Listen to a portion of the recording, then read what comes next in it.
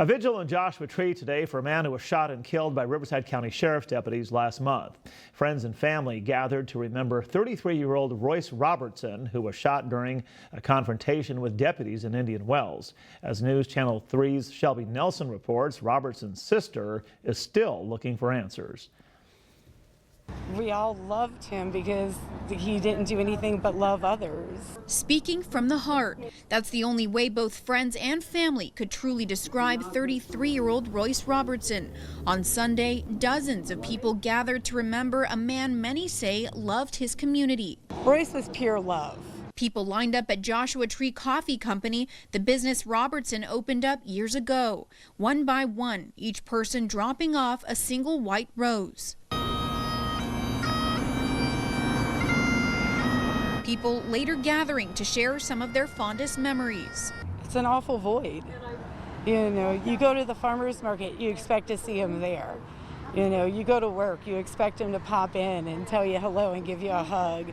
You know, you just expect to see him.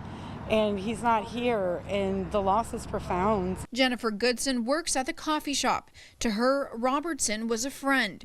Robertson's sister also spoke. There's a huge hole in the world now without Royce, and he would have done so much more and touched so many more lives. Royce died last month after he was shot by Riverside County Sheriff's deputies at Desert Horizons Country Club in Indian Wells.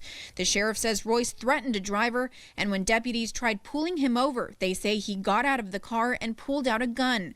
That's when deputies opened fire. The DA doesn't return my text messages. I've texted him multiple times. Sister Demetria Robertson says she believes her brother had a BB gun. And I'm sorry, this is going to be a strong word, but to me he was murdered. And not only was he murdered, but they've treated my family very badly, and law enforcement has. From making fun of his jewelry when I picked his stuff, the things that were on his body when he died. The sheriff's department hasn't released any information about the shooting since the day after it happened.